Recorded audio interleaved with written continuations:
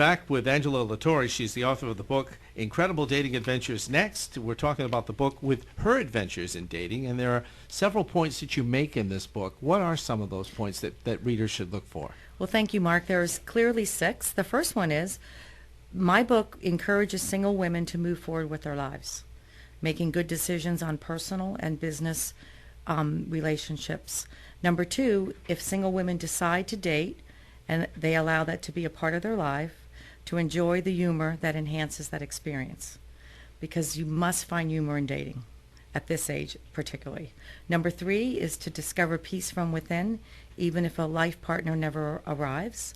And number 4, Mark, I've had as many married women read this book as single women, and what has happened is they have valued their partner in a fresh new way. All the little annoyances that used to bother them are no longer a concern after reading this book. And number 5 is men that have read it will clearly know what not to do, obviously.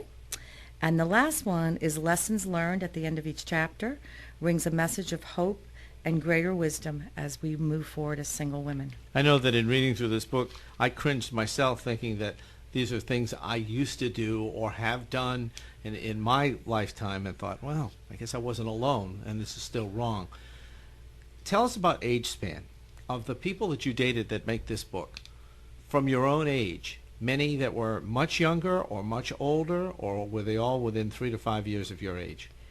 They were all within 3 to 8 years of my age. 3 to 8 years. Mm-hmm. Did you date someone who was 8 years younger? No. Okay. But as many as 8 years older? Yes.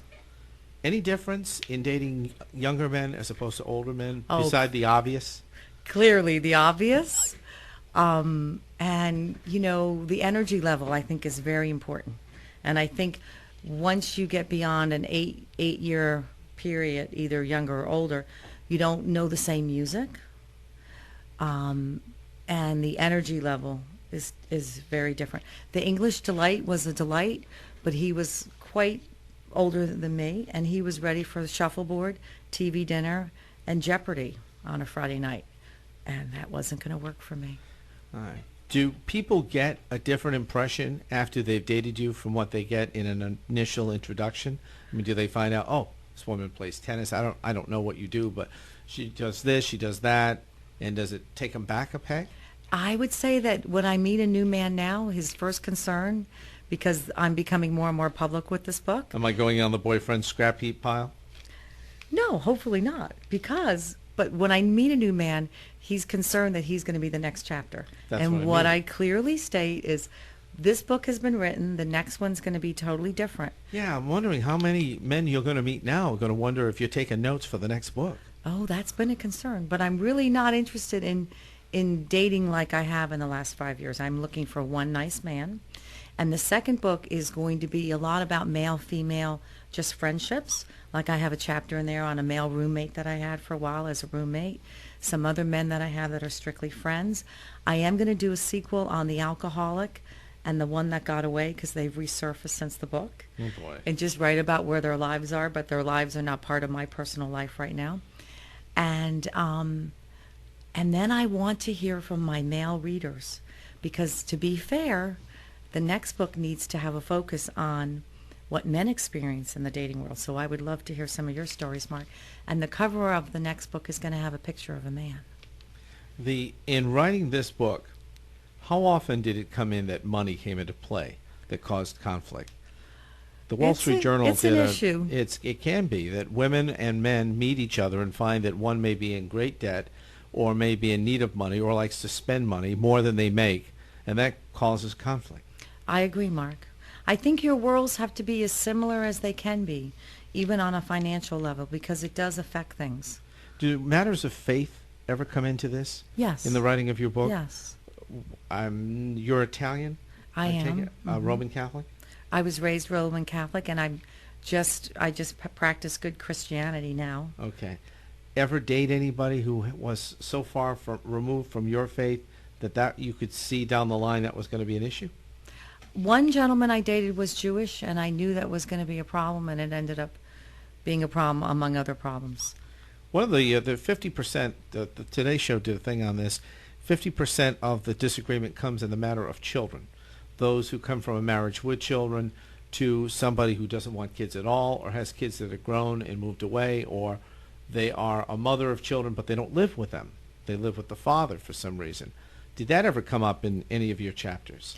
Yes, and I've been very, I can think of only one gentleman that had children of minor age, because that is a problem for me. My son's 31, I have grandchildren, and clearly if I'm going to meet a man that has an 8, 10, and 12-year-old, if we're going to be together, I think of the Christmas holidays, and I want to be with that gentleman, and if he's not going to be with his children, then that's another problem.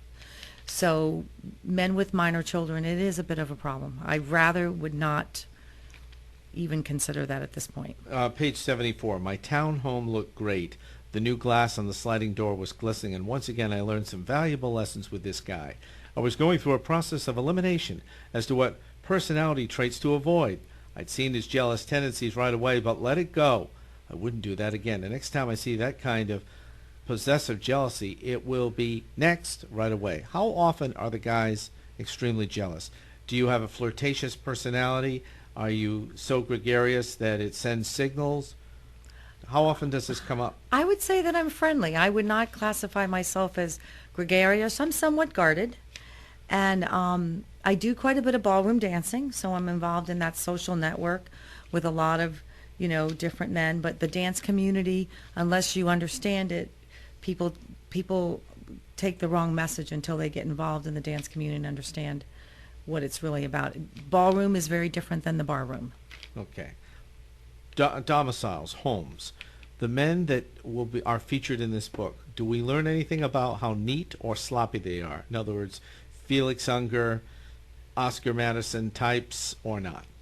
Yeah, I would say yes. And I was pleasantly surprised that men are pretty neat. Can be. Yes, more than women, I think. Yeah, there are stories of women who live in a sty, and guys expect that women are automatically domicile engineered, if you will, and so that everything would be in its proper place, and then they are shocked to come and find out place is a mess, yet their place is neat. Yes. So did that happen Yes, for you? especially men with military background. They're very, very neat. There's order and Yes. organization to the whole thing. Yes. But every chapter I find good in every man. This is not a negative read. This is not a man-eater book. How hard were the breakups? A few of them were pretty hard. The hardest one was the hopeful finale, the last one. That was pretty hard. Any of these guys mama's boys? Oh, there's a mama's boy in there. Yeah. Oh, yeah. I really wish that mama would have learned a lesson, but I know she never will. The second date was me, him, and Mama, and 5 hours out. later, Mama wanted to know everything except what bra size I wore. Yeah, there was a lot of Q&A. Isn't that a little soon to meet the parents? I think so. And he dates his mother 3 days a week, and is a very busy man, and then had a 15-year-old with lots of issues, so where was time for me? That was a question. Any stalkers? No stalkers. No. Any obsessive guys? No. Because I pretty much, when I'm done, I'm very honest, and, I write a very good Dear John letter, Mark. You do it in writing? Sometimes. You give an exit in writing? Sometimes. It depends on the guy. How much guts is that? Don't you at least owe it to tell them to their face, you know what, you're not the guy? Well, I call him and tell him that to read the email. The exit so interview? I do both. Oh, you do it you don't even do it face-to-face? It depends. Oh, come on. I expected better than that. Really? So some of them got it face to face. Yeah. But they all got warning, because there were some really good ones in there. Put people on notice. Yeah. Well, I think along the path of getting to know you have to be very honest about, I need my personal space time, and don't insult my grandchildren. Don't cross the line where you don't need to cross the line. Exactly.